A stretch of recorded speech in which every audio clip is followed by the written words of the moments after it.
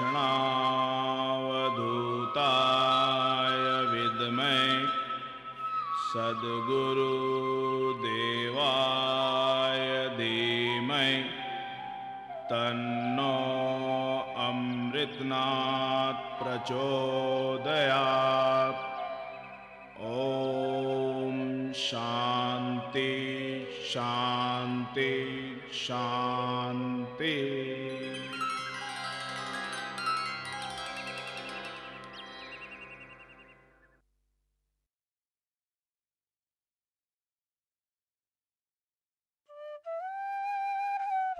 जब से मानव सभ्यता का इतिहास मिलता है, तब से न जाने कितने ही संत, महात्मा, पीर औलियाओं ने इस दुनिया को अपने आशीर्वाद से धन्य किया।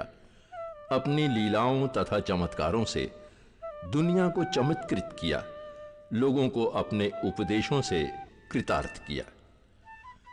ऐसे अनगिनत सिद्ध पुरुषों में बाबा श्री अमृतनाथ जी महाराज का नाम हमेशा विशेष रूप से उल्लेखनीय है और रहेगा। आहार विहार की शुद्धता, ब्रह्मचर्य का महत्व और सहज योग की साधना से संबंधित इनकी वाणी तथा उपदेश इस विश्व के लिए किसी वरदान से कम नहीं है। इन्होंने अलग अलग स्थानों पे, अलग अलग समय पे अपने उपदेशों में इसी विचार को प्रधानता दी है।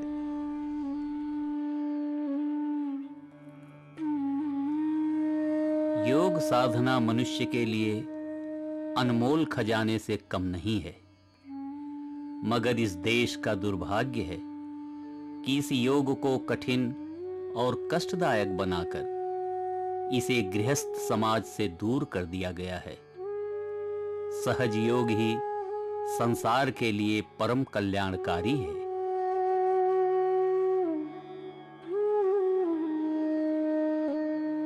सुधरे आहार विहार, वेग मन का थमे।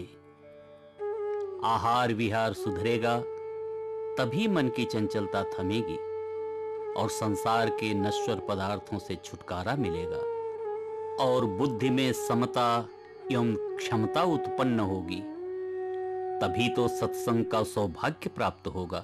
गुरुदेव का उपदेश, आदेश और दया प्राप्त होगी। शांत वासना होए जब सुधरे आहार विहार, तब अमृत निश दिन रहे केवल ब्रह्म विचार। जिनका वीर्य अखंड है अर्ध मुक्त है सोए, जो ब्रह्मचारी का जीवन व्यतीत करता है। जिसका वीर्य अखंड है उसे आधी मुक्ति तो स्वयं ही मिल जाती है। परंतु लोग आज ब्रह्मचर्य के महत्व को भूलकर पशुओं से भी नीच बन गए हैं। इंद्रियों के संयम की ओर किसी का ध्यान नहीं जाता। वीर्य की परिपक्वता, बाहुल्य एवं रक्षा के बिना कुछ भी नहीं हो सकता। बुद्धि, बल, क्षमता, समता, विचार, दृढ़ता और साहस नहीं मिल सकता। दया, संतोष, एकांत प्रियता, तपस्या और प्रकाश से दूर रहना पड़ता है।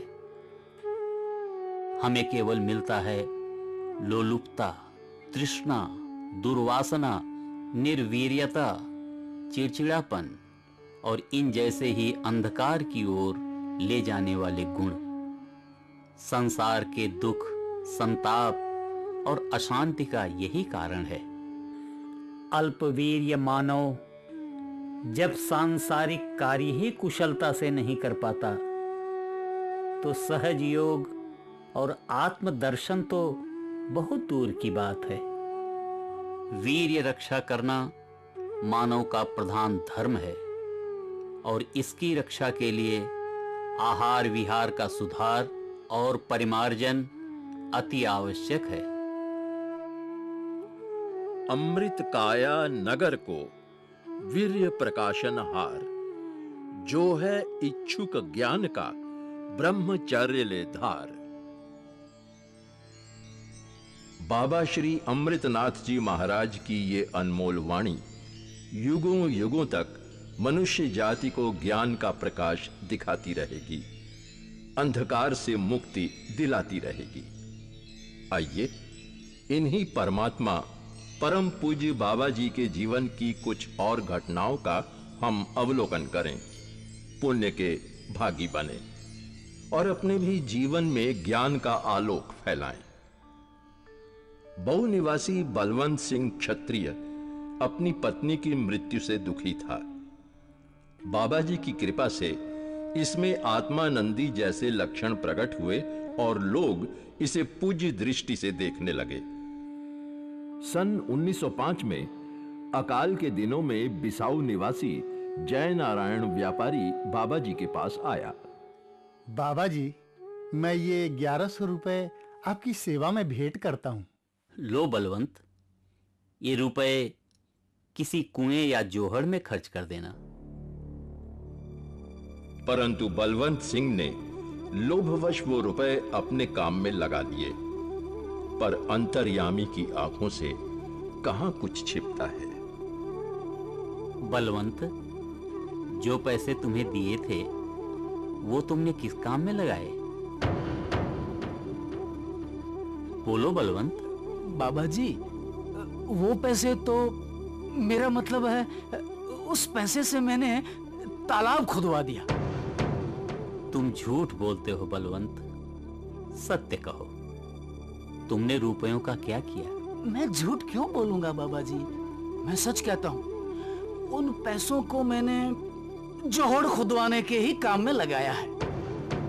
बलवंत, मुझे झूठा आदमी नहीं सुहाता। जाओ, ये रेखा खींचता हूं।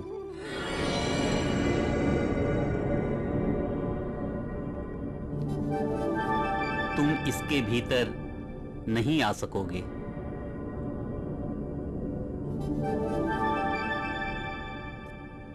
बाबा जी के इतना कहते ही बलवंत की दशा बिगड़ गई। उसका आत्मानंद लुप्त हो गया और कुछ दिनों तक हाय जला पुकारते पुकारते अंततः वो मृत्यु को प्राप्त हुआ।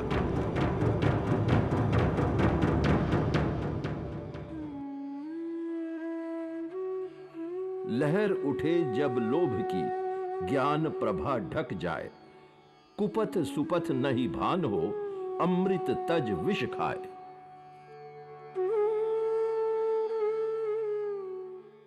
संसार में रुपया अनर्थ की जड़ है, अन्याय का मूल है। इसके चक्कर में फंसने पर भले बुरे का ज्ञान, ऊंच नीच का ध्यान और मान अपमान का भान नहीं रहता। इसी के वश होकर न जाने कैसे कैसे अच्छे मनुष्यों का पतन हो जाता है और पवित्र भावना और प्रेम नष्ट हो जाते हैं। संसार में जितने कुकर्म हैं प्रायः रुपए के लोभ और संग से ही होते हैं।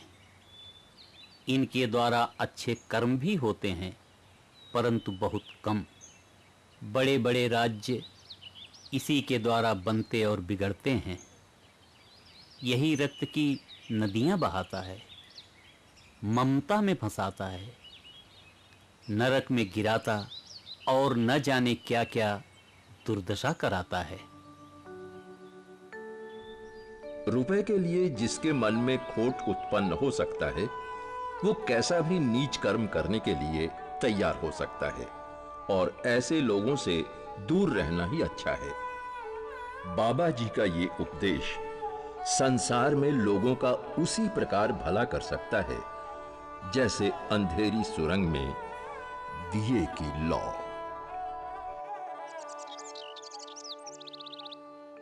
ऐसे ही एक बार की बात है, बाबा श्री अमृतनाथ जी महाराज गांव के बाहर ऊंचे टीले पर नीम के वृक्ष के नीचे ठहरा करते थे। उसके चारों ओर लक्ष्मणगढ़ निवासी रामदेव जाजोदिया ने एक बड़ा चबूतरा बनवा दिया। इस चबूतरे पर लोगों को शांति और आनंद प्राप्त होता था। भाई, पीछे शमशान भूमि के पास जो तालाब है, उसके आसपास के वृक्षों को कोई भी नहीं काटना। लेकिन बहू के नंबरदार तुलसा जाट ने एक बार इस जोहड़ के वृक्ष कटवा लिए।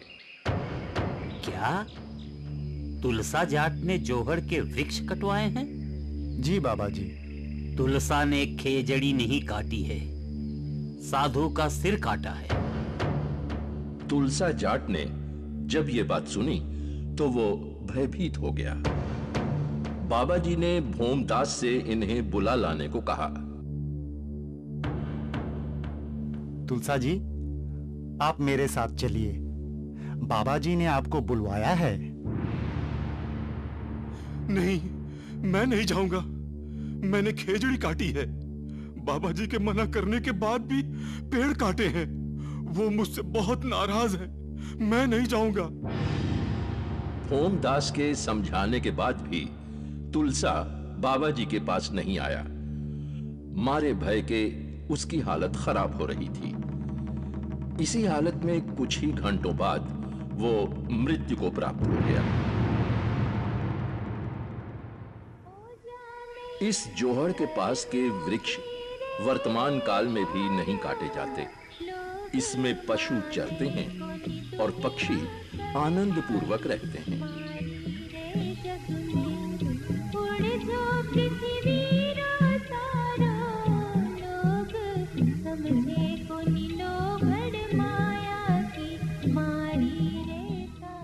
बाबा जी के एक भक्त थे रूपनाथ।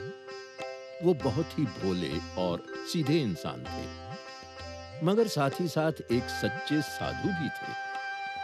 एक दिन वो बाबा जी के पास आए और कहने लगे, महाराज, मुझ पर दया कीजिए।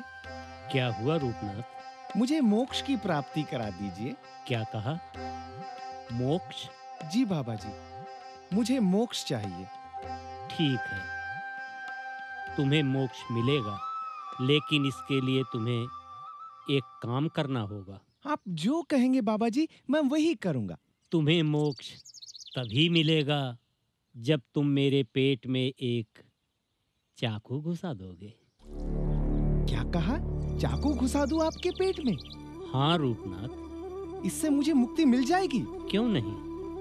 तो फिर ठीक है, मैं अभी चाकू लेकर आता हूँ। बाबा जी ने कुछ नहीं कहा और मुस्कुराते हुए रूपनाथ की तरफ देखते रहे। रूपनाथ वहां से उठे और एक चाकू ले आए। चाकू ताने सीधा बाबा जी की ओर दौड़ पड़े। अरे, दिमाग खराब हो गया क्या? अरे क्या कर रहा है ये? पकड़ो उसे। अरे रूपनाथ, क्या? बाबा जी, आप ही ने तो कहा था कि आपके पेट में चाकू घुसाने से मुझे मोक्ष मिल जाएगा। तुम सचमुच बहुत भोले और सीधे मन के इंसान हो रूपनाथ। तुम्हें तो ऐसे ही मुक्ति मिली हुई है। ऐसी महिमा थी बाबा श्री अमृतनाथ जी की। सीधे और भोले मन वाले लोगों के लिए उन्होंने भी अपने आप को पूरा का पूरा समर्पित कर दिया था। आज भी सच्चे मन वाले लोगों के लिए वो हर कहीं विद्यमान है। बाबा जी की कई क्रियाएं तो लोगों को समझ में भी नहीं आती थीं। वो तो बस चमत्कृत होकर देखते रहते थे। ऐसे ही एक बार की बात है। तुम लोग मिलकर यहां पर एक गड्ढा खोदो।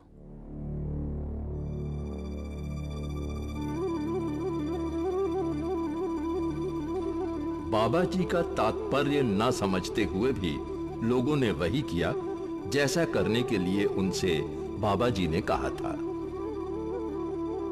अब इसमें बेर के कांटे भर दो। भक्त जनों ने ये भी किया और देखते देखते उस गड्ढे में लगभग 8 मन बेर की टहनियां भर दी गईं। अब इसमें आग लगा दो। लोग जैसे सम्मोहन में आकर बाबा जी का कहा करते गए। एक व्यक्ति ने लाकर बेर की टहनियों में आग लगा दी।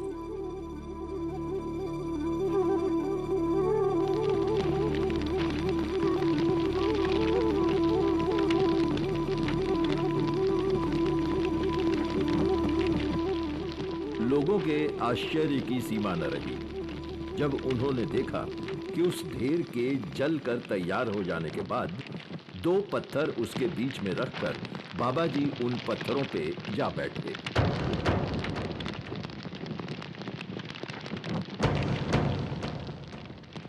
अरे बाबा जी, ये क्या कर रहे हैं? आग की तपिश यहाँ भी हमें झुलसाए दे रही है और बाबा जी उसके बीच में जाकर बैठ गए।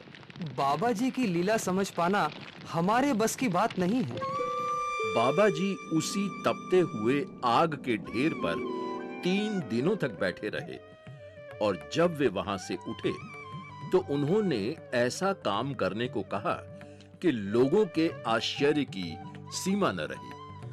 तुम ठीक कहते थे भाई, बाबा जी की लीला समझ पाना हमारे बस की बात नहीं है। और नहीं तो क्या, अब पता नहीं बाबा जी ने ये 8 सेर पानी गर्म करने के लिए क्यों कहा।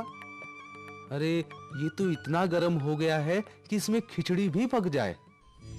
लोग सन्न रह गए जब उन्होंने देखा कि बाबा जी ने वो गर्म पानी सारा का सारा पी लिया और लगातार 10 दिन तक वैसा ही पानी पीते रहे और इस बीच अन्न बिल्कुल भी नहीं खाया।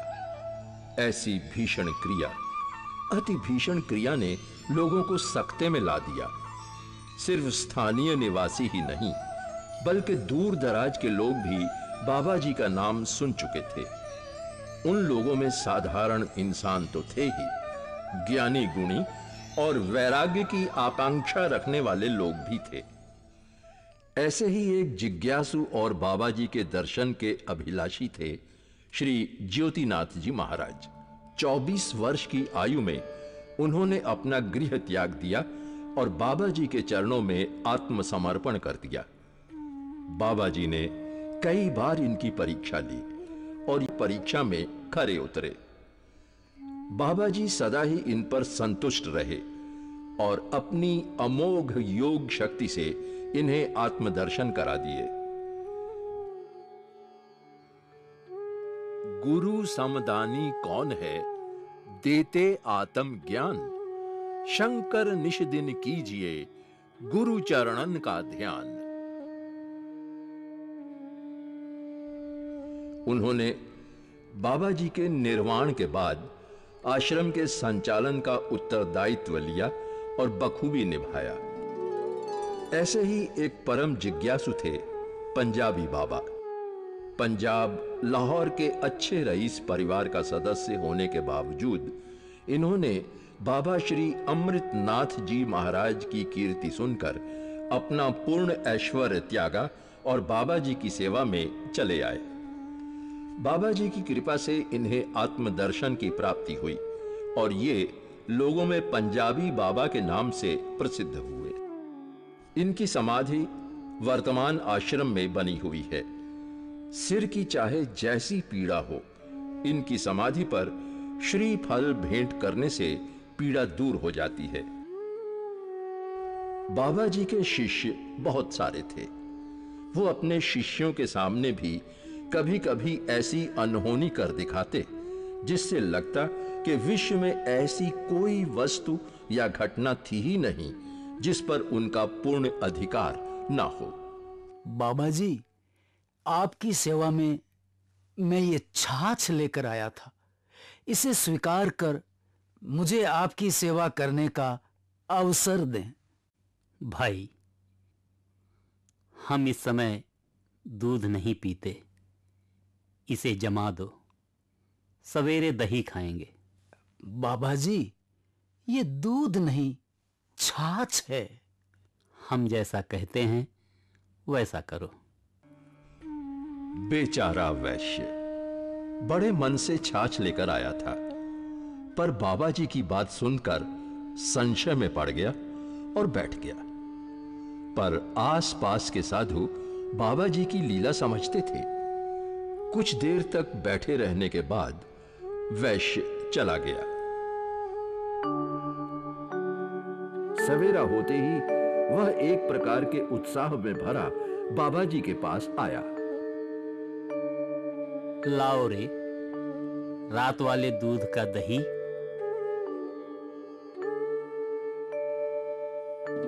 बाबा जी, ये कैसी लीला है? मैं तो इस हांडी में छाछ दे करके गया था, ये दही कैसे बन गया? दही खाकर तो देखो कैसा है। सबने मिलकर मलाईदार अच्छा दही खाया, वैश्य ने भी खाया और आश्चर्य से भरा वहां से विदा हुआ। एक बार की बात है, बाबा जी द्वारा मरकरी का भक्षण किए जाने से लोग चिंतित हो गए। तुमने सुना? बाबा जी ने बहुत ज्यादा मात्रा में पारा खा लिया। क्या? पारा तो जहर होता है। हाँ हाँ, परंतु बाबा जी पर कोई प्रभाव नहीं पड़ा। लेकिन इतना पारा आया कहां से? उनकी लीला वही जाने।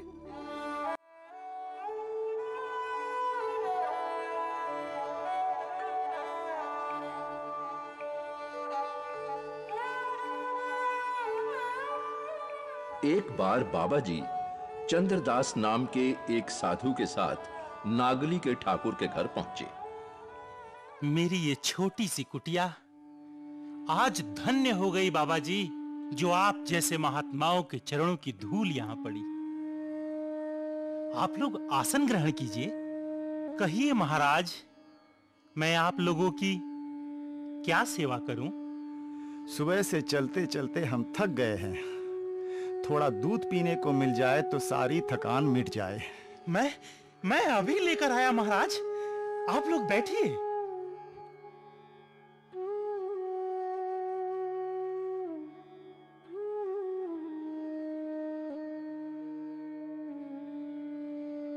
ये लीजिए महाराज दूध। मैंने दूध पीने के लिए मांगा था ठाकुर, चखने के लिए नहीं। इस जरा से दूध का मैं क्या करूं? ले जा इसे। महाराज, कोई भूल चूक हो गई हो तो क्षमा कीजिएगा, परंतु मुझ पर से अपनी दया दृष्टि मत हटाइएगा महाराज, अपनी दया दृष्टि मत हटाइएगा। भाई चंद्रदास, खींचते क्यों हो? जा ठाकुर, तेरा दूध तेरे ही घर आ गया। इतना कहकर बाबा जी तो चले गए, पर निःसंतान ठाकुर को बाबा जी के आशीर्वाद के फलस्वरूप एक बड़े ही सुंदर पुत्र की प्राप्ति हुई। धन्य है बाबा जी का अंतर्यामी रूप। 9 महीने पहले दिया हुआ उनका वरदान मुझ जैसे निसंतान के घर पुत्र रूप में फलेगा और बिना मांगे मुझे सब कुछ मिल जाएगा। ये तो मैंने सोचा भी न था। धन्य है बाबा जी, आप धन्य हैं। अंतर्यामी रूप को बाहर कैसे पाएं? दूध माही अमृत रमा, बाहर है घृत नाही। एक बार की बात है, बाबा जी लक्ष्मणगढ़ के बाहर वाले वन में निवास कर रहे थे। उस वक्त इन्हें मनुष्यों से घृणा सी उत्पन्न हो रही थी। क्यों भटका फिरे अनारी, क्या संग चलेगा तेरे? विद्या बल का है अभिमानी, अहंकार का ताना ताना। तीय तृष्णा के मोह फसाना, करता मेरे मेरे। जितना सोचता हूं उतनी ही आत्मा की व्यथा बढ़ती जाती है। आज का इंसान हर तरह का पाप करता फिरता है। मोह माया के चक्कर में पड़कर परमात्मा को ही भूल गया। कैसे दूर होगा, कैसे दूर होगा अज्ञान का अंधकार? प्रभु, तुम ही कोई राह सुझाओ। तुमने ठीक ही सुना है। बाबा जी आजकल किसी से भी नहीं मिल रहे। उनकी लीला वही जाने। भाई, मैं बाहर गांव से आया हूं, बड़ी दूर से। बाबा जी का नाम सुनकर ही चला आ रहा हूं। सुना है आजकल वो यहीं रुके हुए हैं। हाँ, यहीं पास के वन में, मगर वो किसी से भी मिल नहीं रहे हैं आजकल। अरे भाई, मेरा हाजमा आजकल दुरुस्त नहीं रहता। सोचा उनसे मिलकर कोई नुस्खा ही पूछ लूं।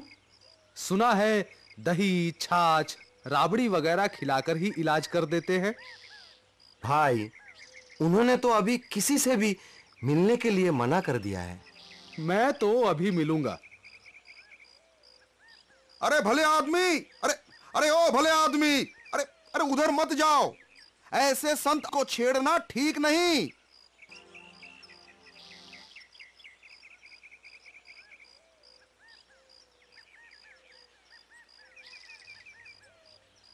आप ही अमृत बाबा हैं। बड़े चर्चे सुने हैं आपके, चमत्कार भी जानते हैं आप, सुना है। पथिक, जाओ, अपने रास्ते जाओ। आज मैं किसी से भी बात करना नहीं चाहता। दरअसल मेरा हाजमा ठीक नहीं रहता। सुना है चुटकियों में बीमारियां ठीक करते हैं। मैंने कहा ना भले आदमी, मैं अकेला रहना चाहता हूं। जाओ यहां से। क्यों? आज आपकी झोली में कोई जादुई डंडा नहीं है? ये लो, तुम्हारी हर बीमारी का इलाज है ये। और वो डंडा तो छाया की भांति उस घमंडी पुरुष के पीछे पीछे चल पड़ा, जिस प्रकार भगवान श्री रामचंद्र जी का वाण जयंत के पीछे चल पड़ा था।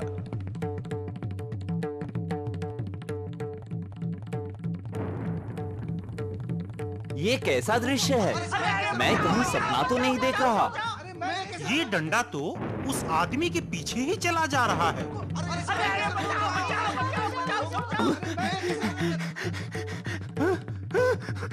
भैया, ओ भैया, मुझे बचा लो, मुझे बचा लो इस डंडे से।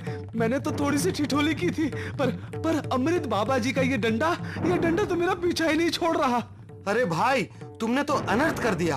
एक शांत सिद्ध को छेड़ा है, अब भुगतो। उनके कोप से बचना चाहते हो तो उनके चरणों में गिरकर अपने अपराध की क्षमा चाहो, अन्यथा इसी तरह दौड़ते दौड़ते मर जाओगे। हाँ हाँ हाँ, मैं अभी जाता हूँ। हाँ।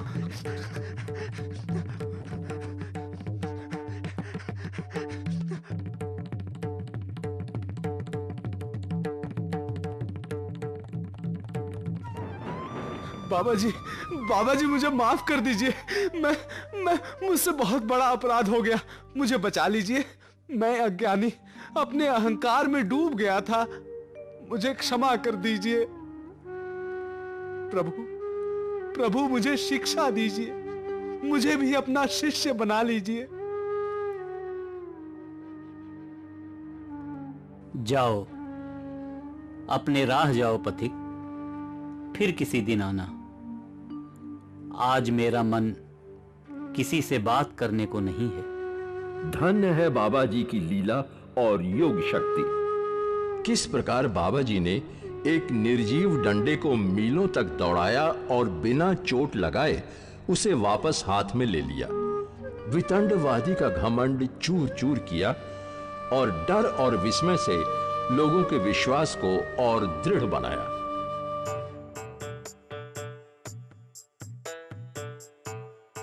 सन 1905 में बीकानेर राज्य में बाबा जी भ्रमण करते करते पहुंचे।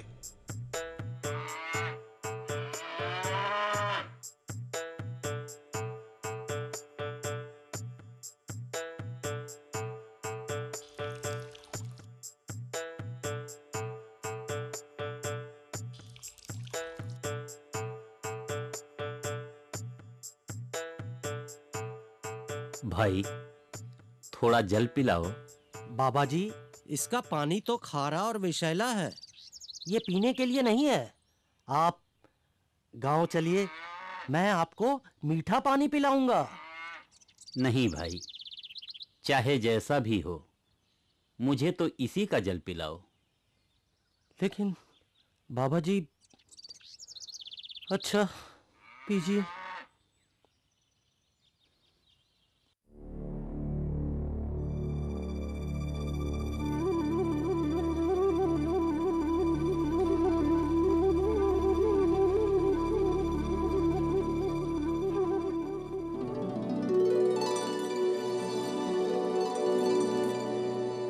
नारायण, ये तो मीठा जल है, तुमने खारा कैसे बतलाया?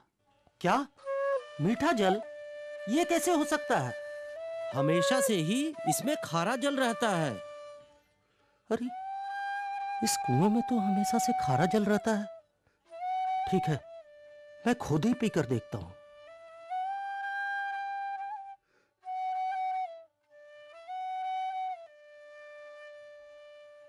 अरे वाह, ये तो सचमुच मीठा है। ये कैसे हो गया? बाबा जी, ये आपका ही चमत्कार है।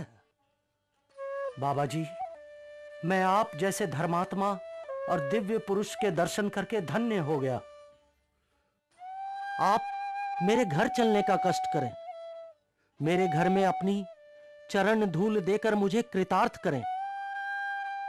गांव वाले आपकी यह दया कभी नहीं भूलेंगे। नहीं, मैं गांव में नहीं जाऊंगा। तुम जाओ, आराम से जल पियो और पिलाओ।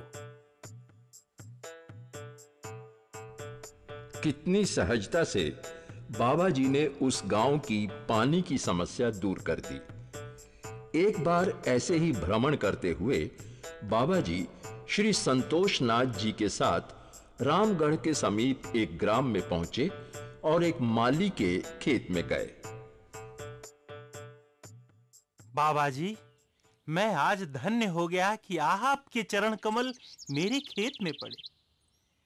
मेरे खेत के ताजे गाजर खाकर मुझ पर कृपा करें। भाई, थोड़े से गाजर खाने से मुझे तृप्ति नहीं होती। बाबा जी, आपका ही खेत है, आप स्वयं ही उखाड़कर जितना गाजर खाना चाहें उतना खाएं। माली के इतना कहते ही बाबा जी ने श्री संतोष नाथ जी के साथ मिलकर गाजर उखाड़कर खाना शुरू कर दिया। देखते देखते 3 क्यारियां गाजर की खत्म हो गई।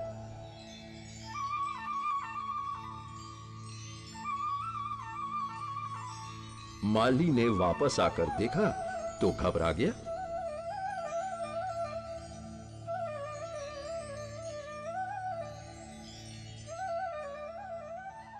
बाबा जी, आपको तृप्त करने की मेरी सामर्थ्य नहीं है, क्षमा कीजिए। तेरे खेत में तो गाजरें बहुत हैं, जा आनंद कर।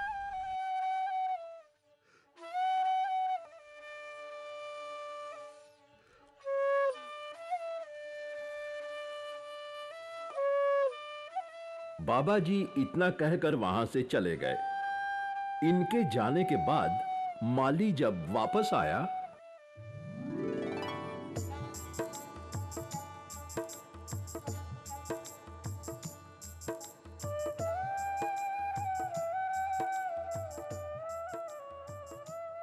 अरे ये क्या? खेत तो गाजरों से भरा हुआ है। बाबा जी ने तो गाजरें खाकर 3 क्यारियां खाली कर दी थी। मैं सपना तो नहीं देख रहा हूं। कैसा है ये इंद्रजाल का खेल? धन्य है बाबा जी, आप धन्य हैं।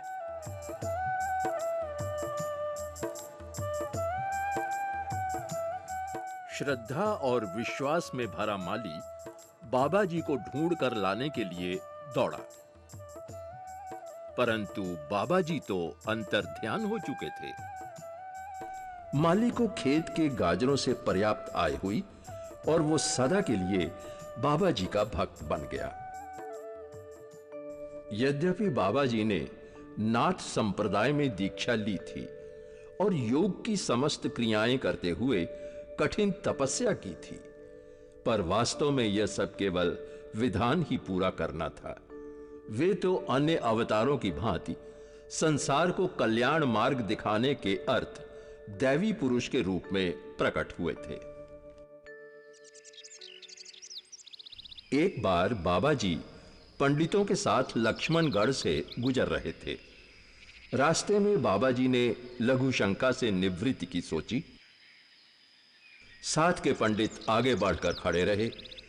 बाबा जी ने निवृत्त होकर मिट्टी से हाथ झाड़ लिया। पंडित ने जब ये देखा तो कहा, बाबा जी, मिट्टी छूने से भला कहीं शरीर शुद्ध होता है? शरीर शुद्ध करने के लिए पानी से हाथ धोना पड़ता है। अच्छा, चलो पानी से शरीर शुद्ध करते हैं। बाबा जी पानी की टंकी के पास बैठकर लगातार 4 घंटे तक मुंह से जल लेते रहे और गुदा से निकालते रहे। यह असंभव कार्य देख पंडित चमत्कृत हो गया।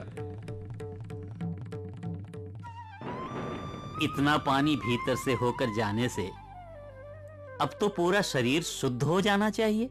बाबा जी, मुझे माफ कर दीजिए। आपका तो सारा शरीर ही शुद्ध है।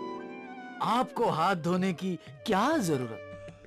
बाबा जी ने उसे माफ किया और इस प्रकार उस घमंडी का भ्रम चूर चूर किया। बाबा जी की ऐसी अनगिनत लीलाओं ने न जाने कितने ही लोगों को सुमार्ग पर चलाया।